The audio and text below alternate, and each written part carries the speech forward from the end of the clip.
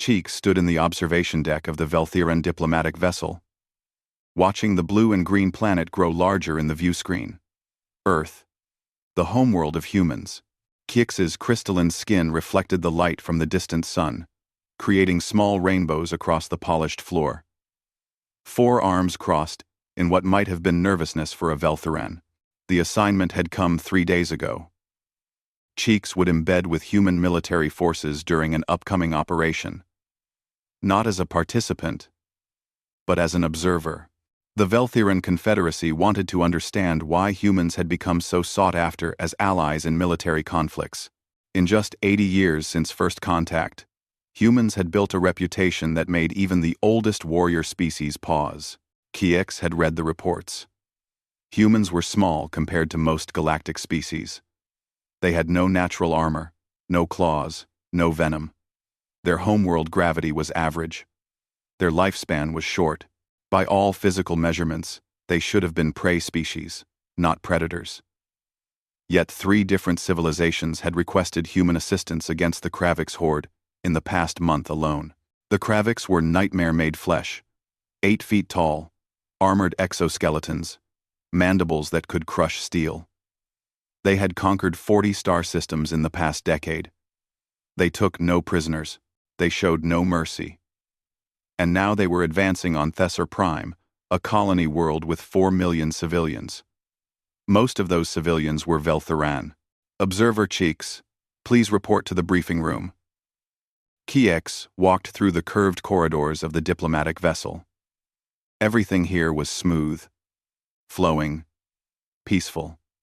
The Velthiran had not fought a war in 3,000 years. They had forgotten what it meant to be soldiers. That was why Cheeks felt so unprepared for this assignment. The briefing room held a dozen other Velthiran officials and 1 human. The human stood near the holographic display, hands clasped behind his back. He wore a dark blue uniform with various insignias that meant nothing to Cheeks. His face was weathered, lines around his eyes, suggesting he smiled often. But his eyes themselves were different. They were calm, but there was something underneath that calm. Something that made Cheeks's skin pulse with uncertain light. Observer Cheeks. Welcome. I am Captain Dewan of the United Human Space Forces. The human spoke the common galactic language perfectly, though with an accent Cheeks found difficult to place. I will be your host aboard the UHSF carrier Indomitable. Captain. Cheeks bowed in the Velthiran manner. I am honored. Though I must admit, I am uncertain what I will observe. I have no military experience. Dewan's mouth curved upward. A smile, Cheeks remembered. That may be exactly why you were chosen.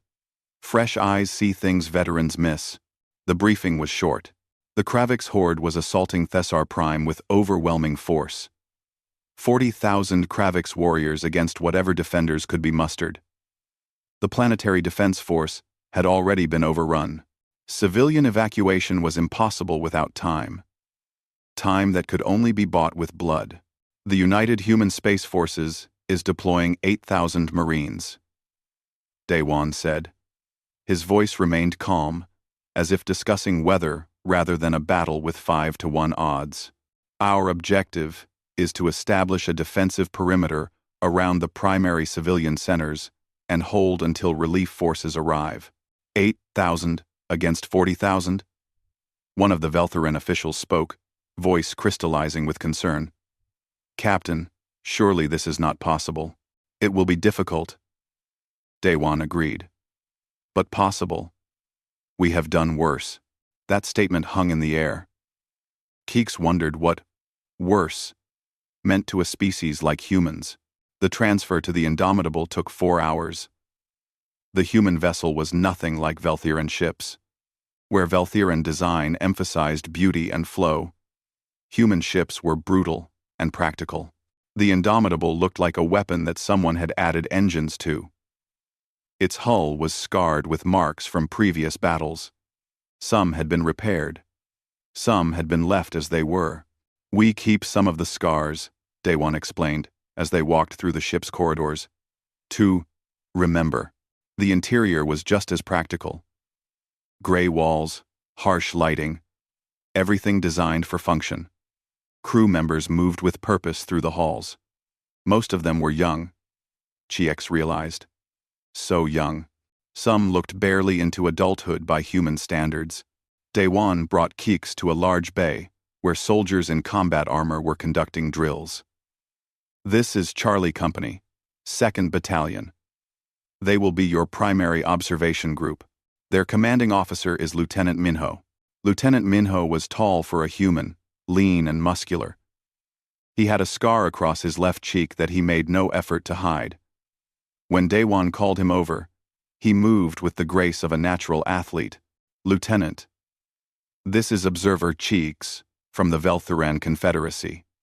They will be accompanying your unit during the operation. Minho studied Keeks with dark eyes. Welcome aboard, Observer. Fair warning, combat is not pleasant for those unused to it. Stay close to Sergeant Heejin. She will keep you safe.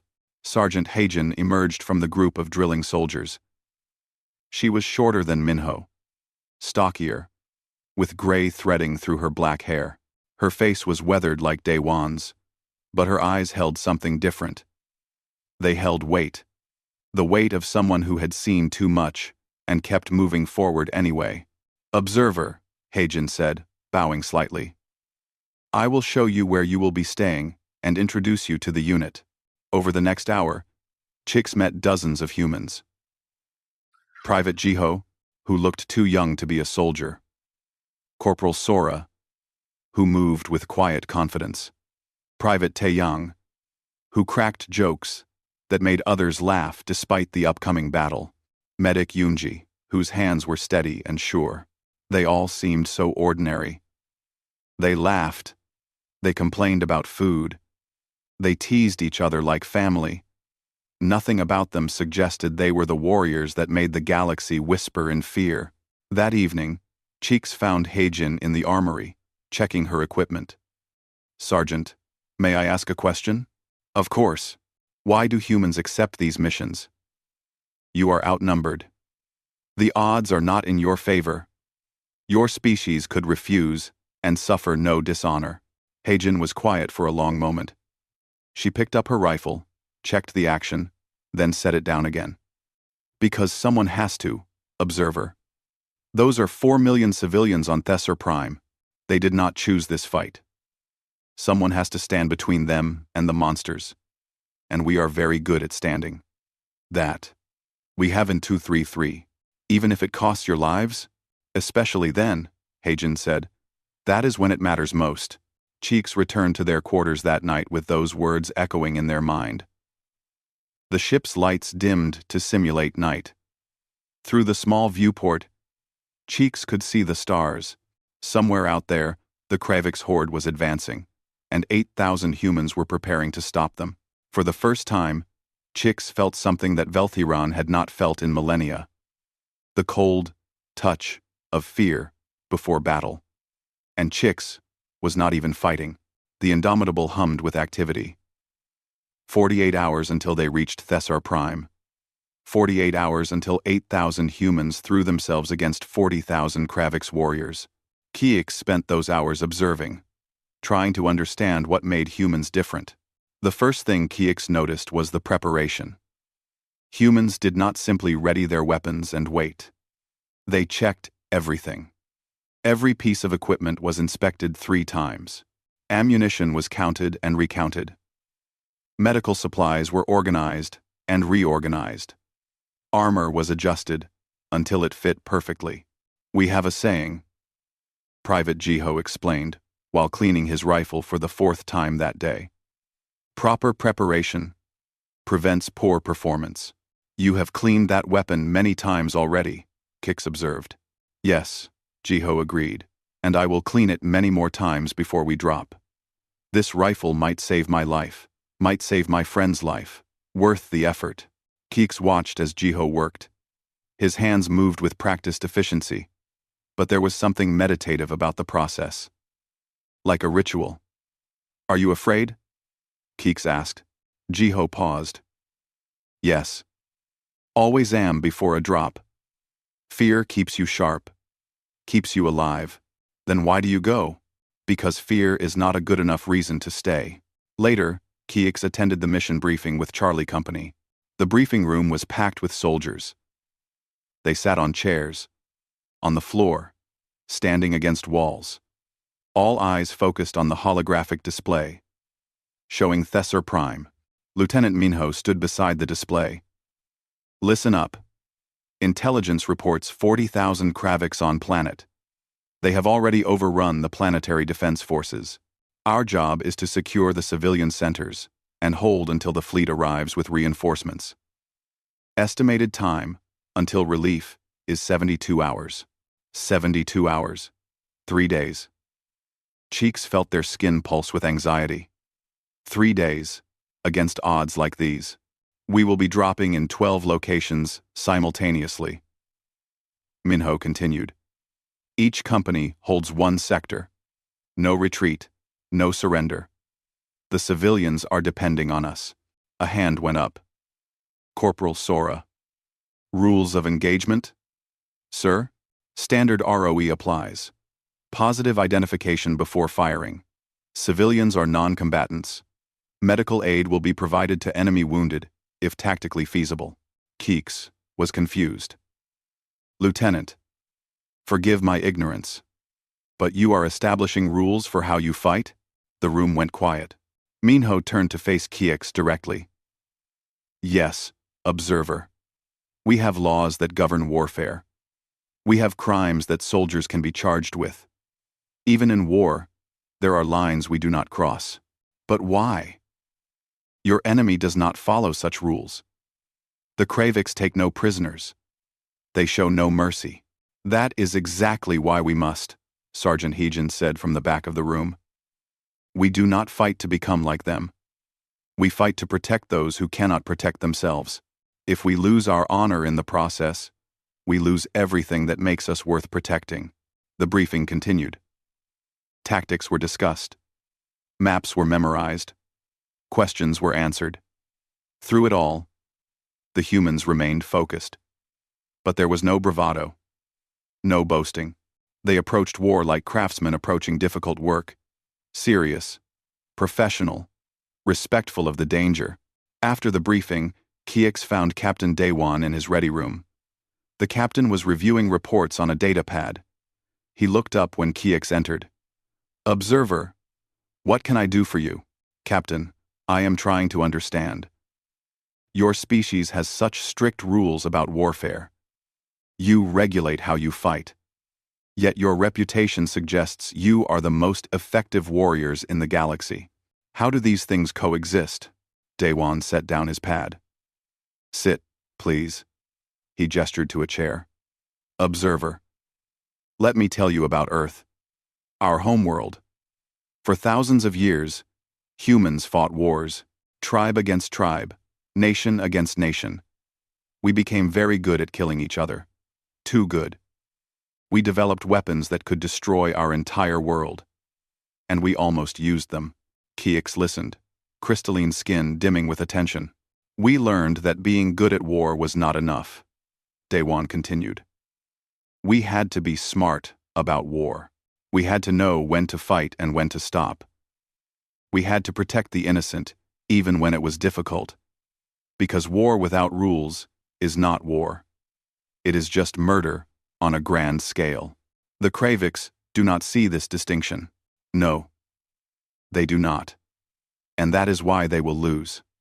Dewan's voice was certain, not arrogant, just factual. The Kravix fight because they are strong. They take what they want because they can. But humans fight for something beyond ourselves.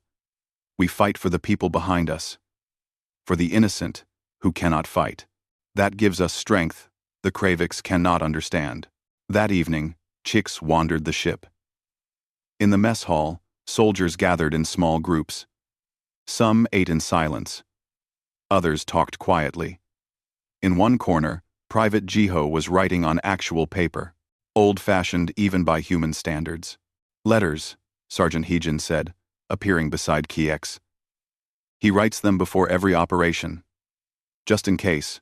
In case he dies? Yes. Words for his family, so they know he was thinking of them at the end. It seemed morbid to Keeks, planning for death before the battle. But there was something beautiful about it too. Humans faced death with open eyes. In another section, Corporal Sora sat with headphones, eyes closed. Music from Earth, Hagen explained. Old songs. From her grandmother's time. She says they remind her what she is fighting for. Everywhere Chiex looked, humans prepared in their own ways. Some checked weapons, some wrote letters, some exercised, some prayed to various gods, some simply sat with friends, sharing silence. Kix found themselves in the observation deck late that night.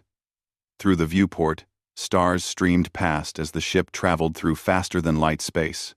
Beautiful, peaceful, so different from what was coming. Cannot sleep? Lieutenant Minho joined Kix at the window. Velthiran do not require as much rest as humans. And I am troubled. About the battle? About all of this? Kix gestured vaguely. Your species faces death so calmly. You prepare for war, like others prepare for work. How do you live like this? Minho was quiet for a long moment. Do you know what lieutenant means in human military structure? A junior officer rank. Yes. But do you know how I became a lieutenant? Minho's reflection in the viewport showed a sad smile. I used to be a teacher. I taught children mathematics. Then the Kraviks attacked a colony where my sister lived.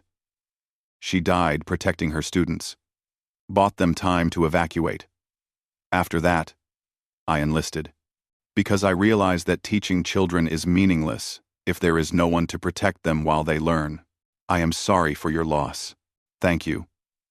But my point is, we do not live for war, observer. We live for peace. We live for the quiet moments between battles. For children, learning mathematics. For music and letters and friends, sharing meals. War is what we do so others can have those things. That is why we stay calm. Because someone has to. The ship's communication system announced 12 hours until arrival at Thesser Prime. 12 hours until Cheeks would see if humans truly earned their reputation. 12 hours until the Kraviks learned why the galaxy whispered warnings about the small species from Earth. The drop pods were small, cramped, and terrifying. Kik sat strapped into a harness next to Sergeant Heejin, surrounded by 12 human soldiers of 1st Squad, Charlie Company. The walls were bare metal. The only light came from red emergency strips. Everything shook. First time in a drop pod? Heijin asked over the squad communication channel. First time doing anything military, Kiex admitted. Their crystalline skin flickered with colors that indicated anxiety in Veltheran body language. Try to relax. The drop is the easy part. Chix did not find this comforting. The Indomitable had entered orbit over Thessar Prime 20 minutes ago. Sensors showed Kravik's forces spreading across the planet like a disease. 40,000 warriors. Organized in hunting packs. Killing everything they found. The civilian population was huddled in 12 major cities. 12 cities that would soon have human defenders. If they survived the drop, 60 seconds, the pod's automated voice announced. Around Keeks, the human soldiers made final checks. Weapons secure. Armor sealed. Some touched small objects they carried. Religious symbols. Photographs. Lucky charms. Private Taeyang caught Chix watching and grinned. My daughter made me this bracelet. Been with me through 4 campaigns. You have a daughter? 2 daughters. 6 and 8 years old. Probably making their mother crazy right now. And you chose to come here? To risk never seeing them again? Taeyang's grin faded. I came here so they grow up in a galaxy where the Kraviks don't exist. So they never have to know the fear these civilians feel right now. 30 seconds. The shaking increased. Through the small viewport, Kix could see Thessar Prime's atmosphere beginning to glow around them. They were hitting air at orbital velocity, protected only by the pod's heat shields. 10 seconds. Brace for impact. The world exploded into noise and violence. The pod hit the ground like a meteorite. Retro rockets fired to slow their descent. Not enough. They crashed into something. Metal screamed. The harness cut into Kix's body. Then stillness. "Sound off," Hagen commanded. 1 okay.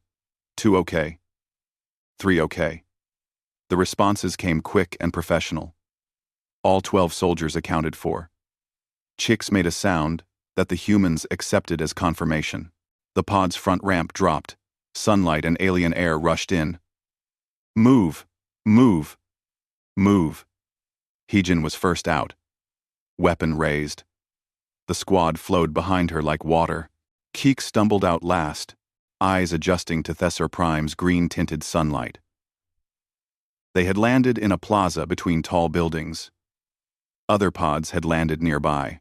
Human soldiers were already forming up, establishing defensive positions. Everything happened. So fast. So coordinated. Then the Kravix arrived. They came from the streets between buildings. 8 feet tall, armored in dark chitin, moving on 6 legs with terrible speed. Mandibles clicked and clattered. They carried weapons that looked primitive but deadly, and they made sounds. Horrible sounds that echoed between the buildings. "Contact front!" someone shouted. The plaza erupted in violence. Kix had never heard weapons fire in anger before. The sound was overwhelming. Human rifles cracked with sharp reports. Kravix weapons made deeper booming sounds. Explosions threw debris into the air. Something hot passed close to Kix's head. A bullet or energy bolt. They froze. "Observer, down." Hagen grabbed Kix and pulled them behind a concrete barrier. "Stay here. Do not move." Then Hagen was gone, moving to join her squad. And Kix watched. The humans did not fight like Kix expected. They did not charge heroically. They did not stand and trade fire. They moved in teams, always advancing, using cover, supporting each other. When one squad moved forward, another provided covering fire. When someone called for help, 3 others responded instantly. The Kravix were larger, stronger, with natural armor that deflected some shots. But they fought as individuals. Each warrior for themselves, and against human coordination. Individual strength meant less than Kix would have thought. A Kravix warrior charged at Private Jiho's position. Jiho fired 3 quick shots. 2 hit the Kravix's armor and did nothing. The third hit, between armor plates. The Kravix fell. Every 2, Jiho was already aiming at the next target. No celebration. No hesitation. Just professional efficiency. "First platoon, advance to the next intersection." Lieutenant Minho's voice came over the communication channel. "Second platoon, cover. Third platoon, secure the left flank." The battle flowed like a dance. Violent, deadly, but choreographed through thousands of hours of training. Kix realized something. The humans were not just fighting. They were executing a plan. Every move had purpose. Every action supported the whole. The Kravix broke. The survivors retreated back into the city streets. The humans did not pursue. They held their positions, tended to wounded, prepared for the next attack. "Casualty report," Minho called out. "First squad, 2 wounded, none critical. Second squad, 1 Kia, 3 wounded. Kia. Killed in action. Someone had died in that brief, violent exchange. Kix looked across the plaza and saw medics working on the wounded, and saw 2 humans placing a third into a body bag. The dead soldier's face was peaceful, like he was sleeping. "They knew the risks," Sergeant Hagen said quietly. She had returned to check on Kix. "Private Donghyun. Good kid. Wanted to be a doctor after his service. How can you be so calm? One of your own is dead." "I am not calm, observer. I am controlled. There is a difference. I will mourn Donghyun later. Right now, I need to keep the rest of my squad alive." An explosion rocked the plaza. Kravix artillery, The humans scattered to cover. More Kravix were coming. Many more. They poured from the streets, in a wave of chitin and claws. "Ambush!" someone shouted. "We are surrounded." Keeks felt fear like ice in their veins. The humans were going to be overrun. There were too many Kravix. Too many angles of attack. This was it. The humans had failed. Then Lieutenant Minho's voice cut through the chaos. "All units, hunker down. Artillery fire mission requested. Danger close." "Sir, that will put the shells within our own position," a soldier protested. "I know. Everyone into hard cover." Now, the humans moved. Fast. Precise. Taking positions behind the strongest cover they could find. Some dove into the crater from the Kravix artillery. Others pressed against building foundations. Sergeant Heejin grabbed Cheeks and pulled them into a shattered doorway. "Cover your ears," Heejin commanded. Keeks had no ears as humans understood them, but they understood the concept. The world was about to become very loud. The artillery came like thunder from heaven. Shells screamed down from orbit. The plaza disappeared in fire and smoke. The ground shook. Keeks's whole body vibrated with the concussive force. This was power beyond anything Keeks had imagined, and it was landing on the human positions. When the smoke cleared, the Kravix ambush was gone. Literally. Bodies and parts of bodies scattered across the plaza. The humans had called destruction down on their own heads, and it had worked. Keeks stared in shock.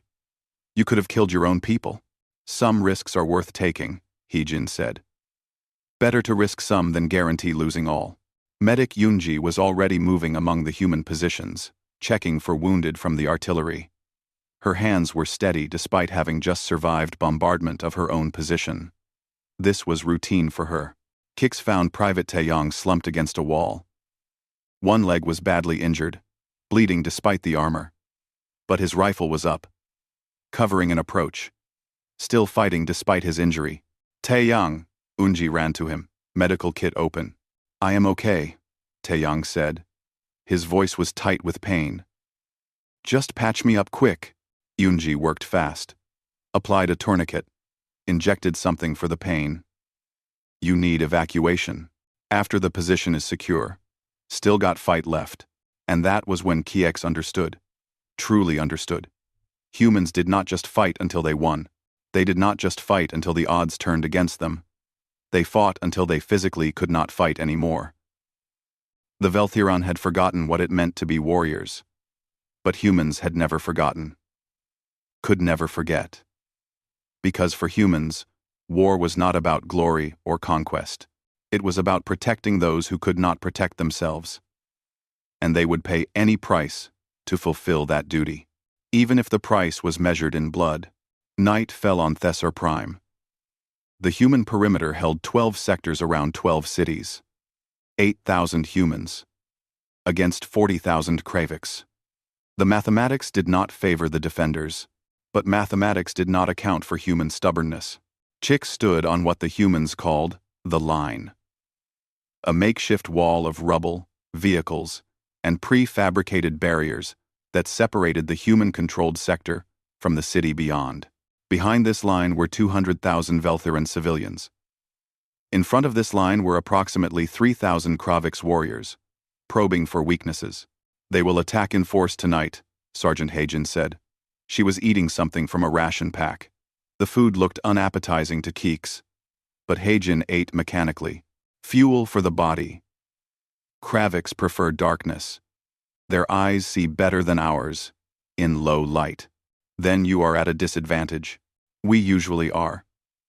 Heijin finished her meal and checked her rifle again. "That is why we are good at this." 18 Jin, Jaman Wan.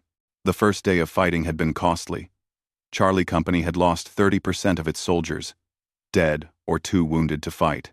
The survivors were exhausted, running low on ammunition, and facing at least 2 more days before relief arrived. Cheeks had watched human after human fall, had seen injuries that would have made Velthiran surrender. Yet the humans kept fighting.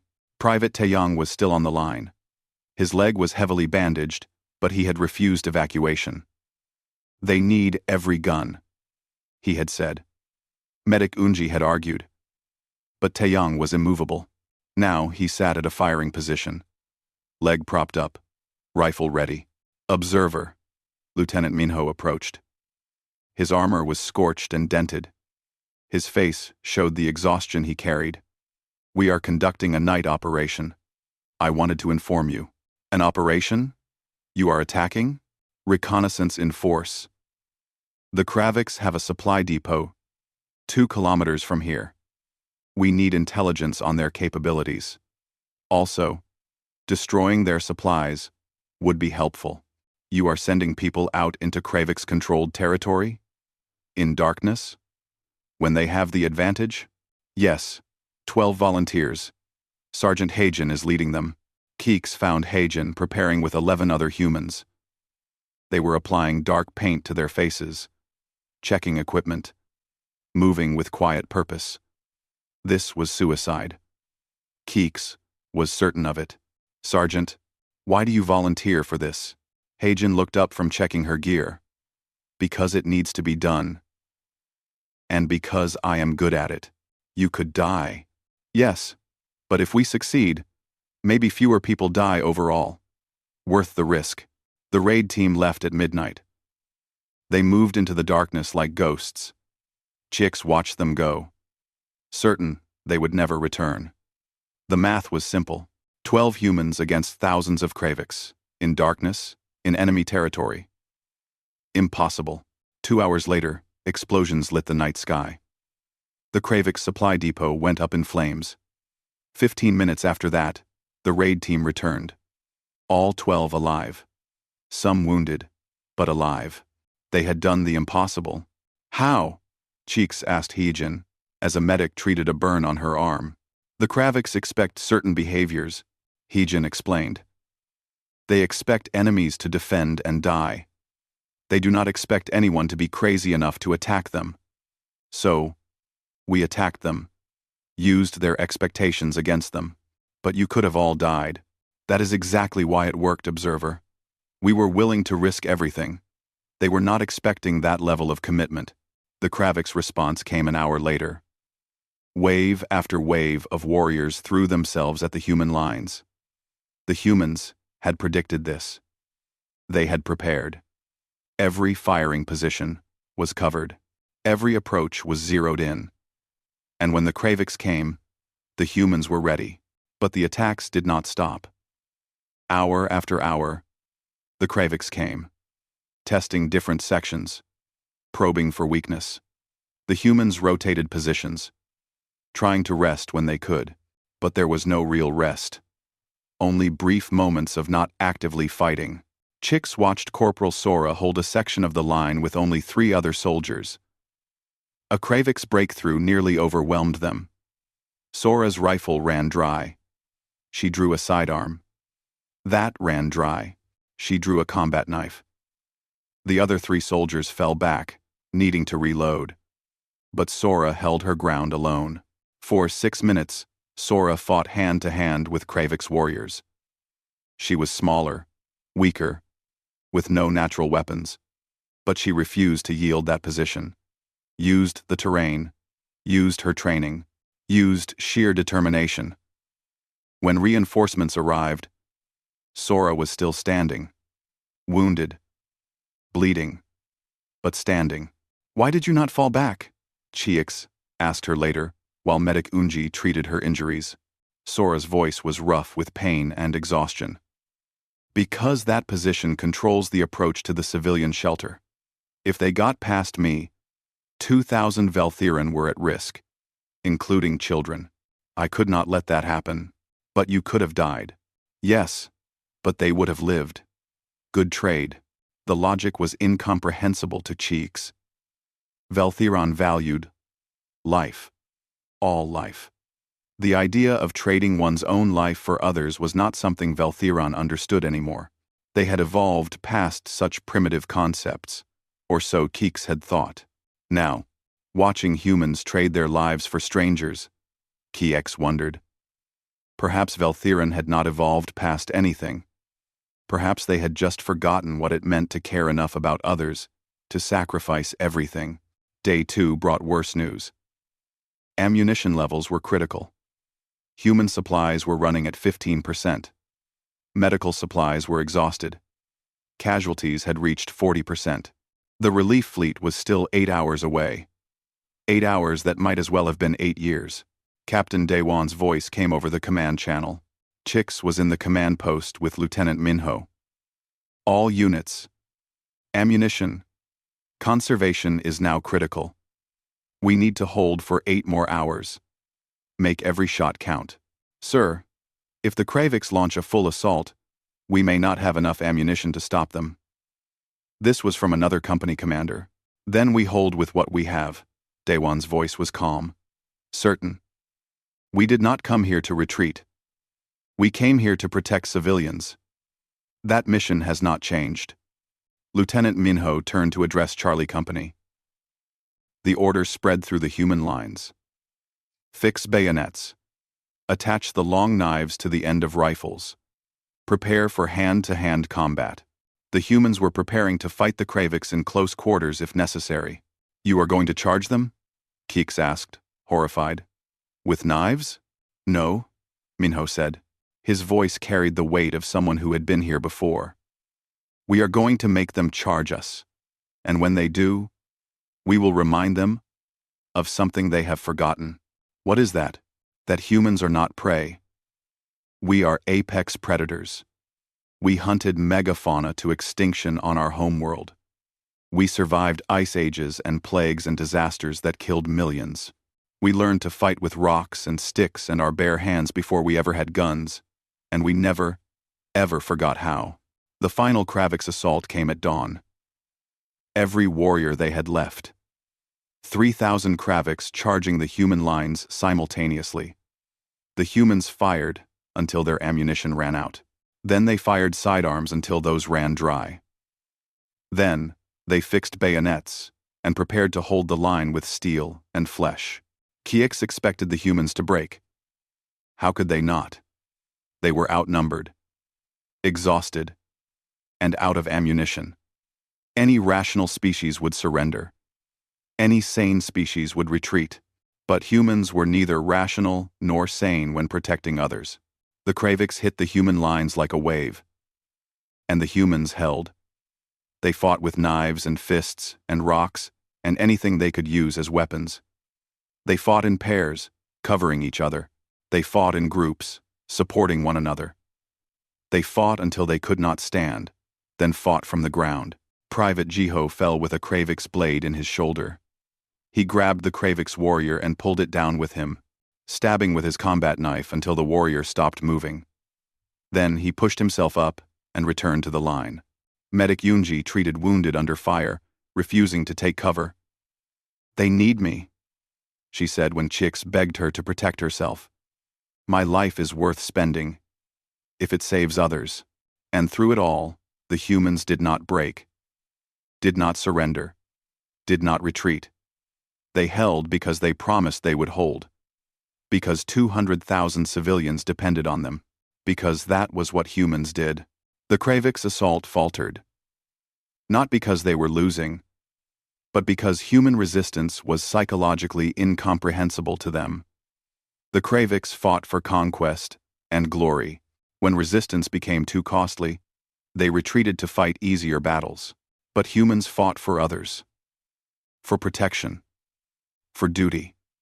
And that made them unstoppable in ways the Kravix could not understand. Relief forces arrived to find the human lines battered but holding.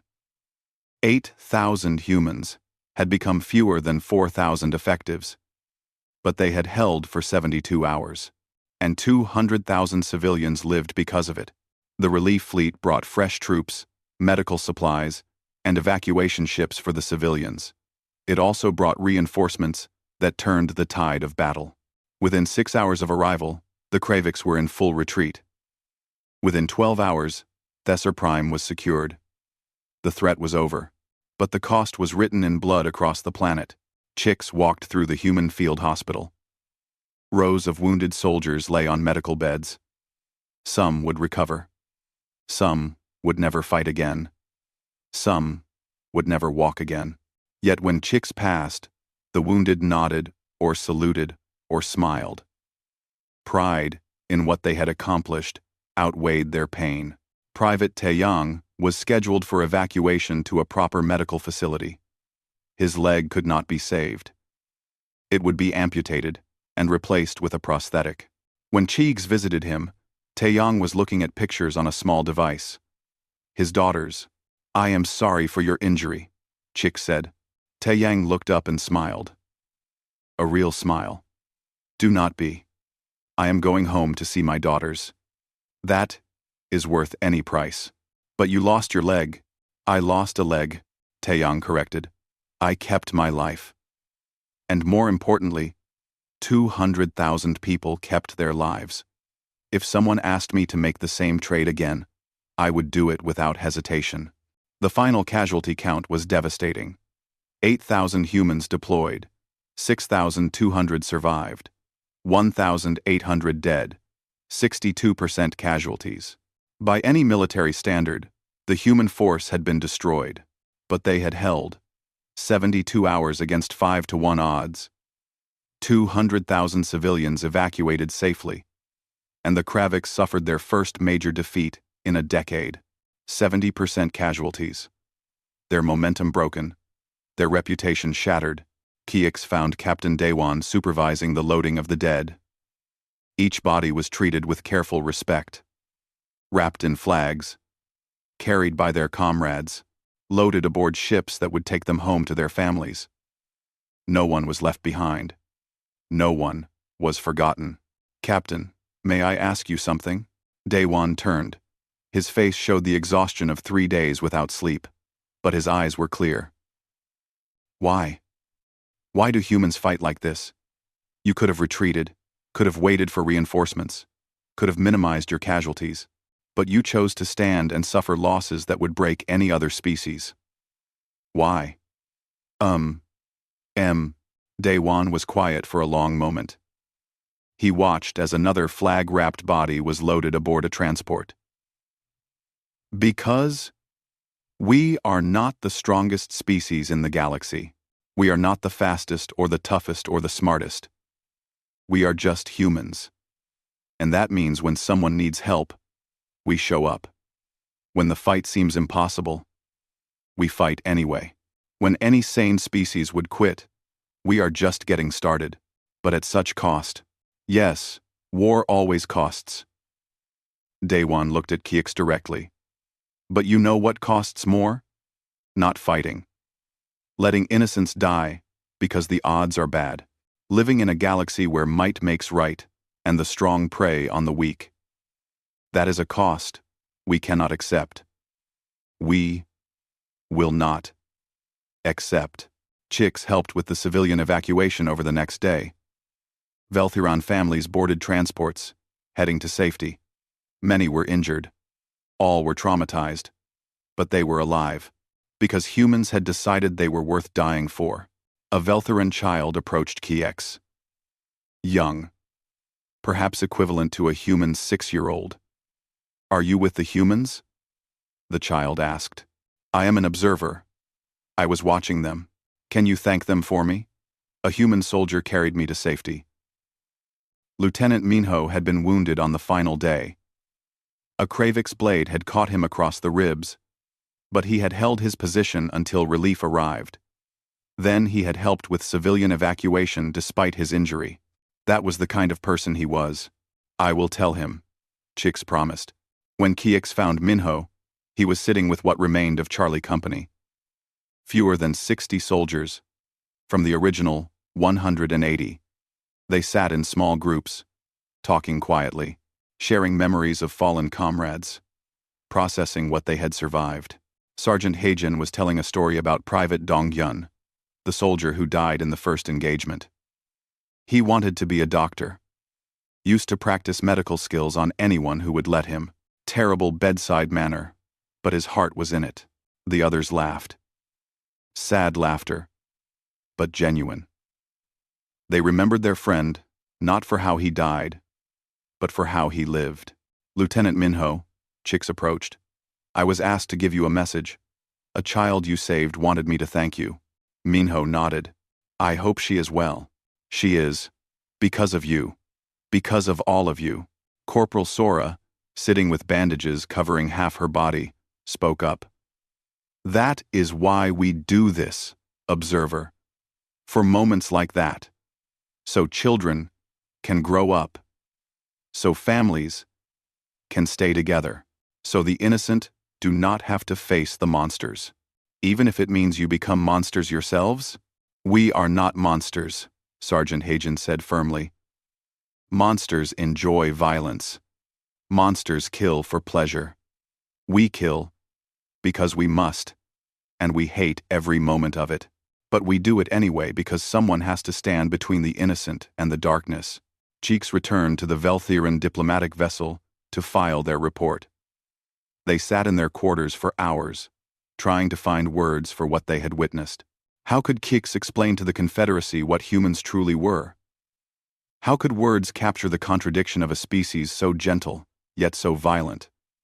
So compassionate, yet so deadly? The report took 3 days to write. Cheeks deleted and rewrote it a dozen times. Finally, they settled on truth. Simple, direct truth. The Velthiran Confederacy Council reviewed Keeks's report in session. Keeks stood before the assembly and answered their questions. You recommend we never fight against humanity? One council member asked.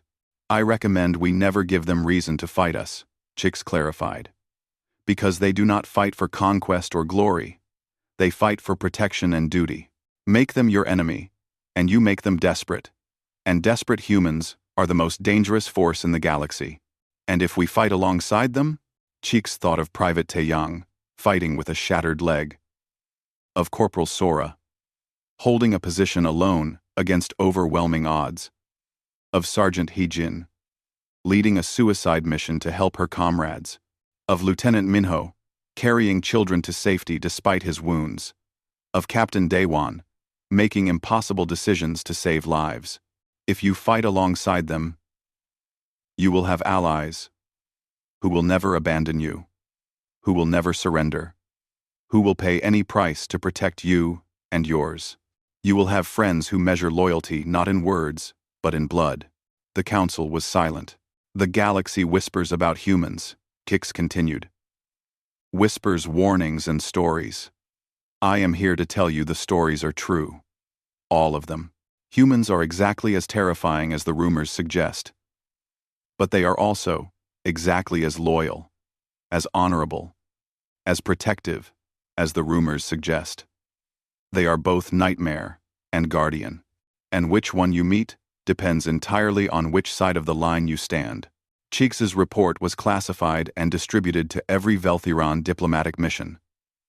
Within weeks, it had spread through the galactic community.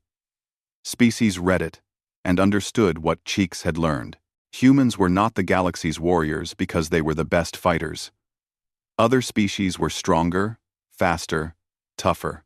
Humans were the galaxy's warriors because they refused to quit. Because when any reasonable species would surrender, humans found reasons to keep fighting. Because they fought not for themselves but for others. 3 months later, Kix received a message. It was from Lieutenant Minho. He had recovered from his injuries and returned to duty. Charlie Company had been rebuilt with new soldiers, and they had just accepted another mission, another impossible defense, another last stand. The message was brief. Thank you for bearing witness, observer. Your people understand us now. That matters. Thank you for watching. And people, don't forget to. Cheeks watched the news feeds that evening. 3 more species had requested human military assistance. 3 more impossible situations. 3 more times that humanity would answer the call. Because that was what humans did. They showed up when others could not. They fought when others would not. They stood between the innocent and the darkness, paying the price in their own blood, asking nothing in return except the chance to do it again. Keeks thought of all the humans they had met. The soldiers who joked and laughed and loved, who wrote letters to family and listened to old music, who were people first and warriors second, who hated violence but embraced it when necessary to protect others. The galaxy had warriors, every species had soldiers. But only humans had turned warfare into an art form designed not for conquest, but for protection. Only humans fought with such fury while maintaining such strict rules. Only humans could be both the most dangerous species in the galaxy and the most trusted. Kix accessed human military communications. Just listening. A new voice came across the channel. A young lieutenant, leading their first mission. Nervous, but determined. The lieutenant sounded like Lieutenant Minho had sounded, like every human soldier Kix had met. All units, check in. We have civilians to protect. No retreat, no surrender. We hold the line. And somewhere in the galaxy, 8,000 humans prepared to do the impossible again, because they were human, and humans did not know how to quit.